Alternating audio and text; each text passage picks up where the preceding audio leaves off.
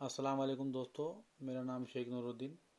आइए हम एक सवाल समझने की कोशिश करते हैं जिसे 2013 में टीईटी के पेपर में पूछा गया था। सबसे पहले हम सवाल पढ़ लेते हैं कि सवाल कुछ इस तरह से है कि 4, 8, 9 और 2 इन आदात को एक ही बार इस्तेमाल करके ज़्यादा से ज़्यादा बनने वाली 4 हिंसी तेदाद मुतबादिल में से कौन सी है।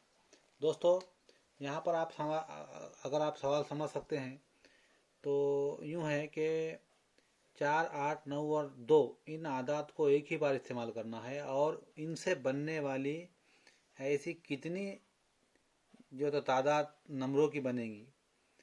जैसे कि मिसाल के तौर पर हम यहाँ समझ सकते हैं कि अगर हम यूँ भी बना सकते हैं उसको, एक तरीका ये भी है कि 8, 4, 9, 2, फिर 4, 8, 2, 9, 2, 4, 9, 8, 4, 9, 2, 8। इस तरीके से बहुत जो तो हमें लेंथी अमल करना पड़ेगा और जो है तो इसके लिए बहुत ज़्यादा जो तो वक्त दरकार होगा।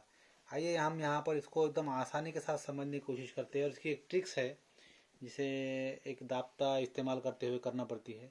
तो दाब्ता ये है कि 4 ज़रब 3 ज़रब 2 ज़रब 1, इसका जो भी हासिल ज़रब होगा वो इस सवाल का जवाब होगा।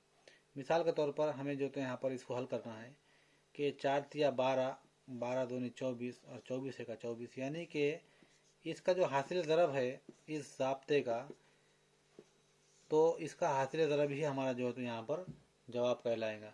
आप देख भी सकते हैं कि यहाँ पर मुतबादिल जो है तो मुतबादिल नंबर सी जो है तो यहाँ पर 24 है।